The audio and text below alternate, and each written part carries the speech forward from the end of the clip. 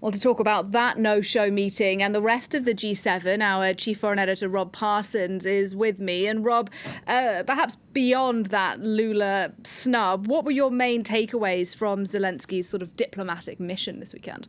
Well, President Lula clearly very miffed. Whether he had good cause to be miffed or not, I don't really know. But I mean, his presence at the meeting at the same time as Volodymyr Zelensky, very important, as indeed was the presence of the Indonesian leader and the Indian leader and several others from the global south, as it's often called now.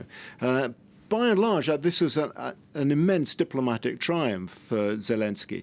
To arrive without very much pre-announcement at the summit. It wasn't clear until almost the last minute that he was going to arrive there.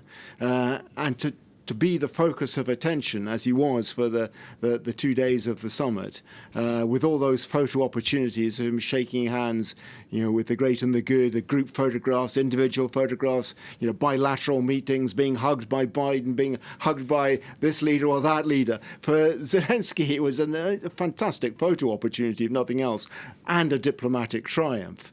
But as important as those meetings with the G7, which led to support for the Ukraine's own peace plan and the rejection of any other peace plan that's out there at the moment, including the one put forward by the Chinese, insisting that Russia had to leave Ukrainian territory before any peace deal could be reached. In addition to all that, almost as important were the opportunities for meetings with leaders from the south. It didn't happen with President Lula of Brazil, but it did happen with Prime Minister Modi of India and the Indonesian leader as well. It led not to outright statements of support from the Indians and the Indonesians, or for that matter from the Brazilians, but at least a commitment on their part to the notions of territorial integrity and national sovereignty. That, I think, is a good takeaway for President Zelensky.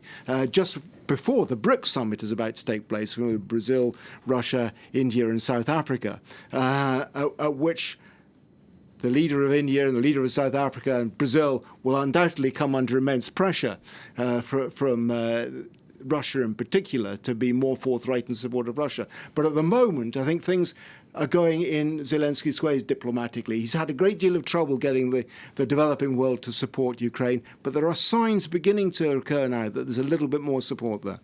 Rob Parsons, thank you very much indeed. And we'll talk a little bit more about Zelensky's diplomatic initiative later on this hour.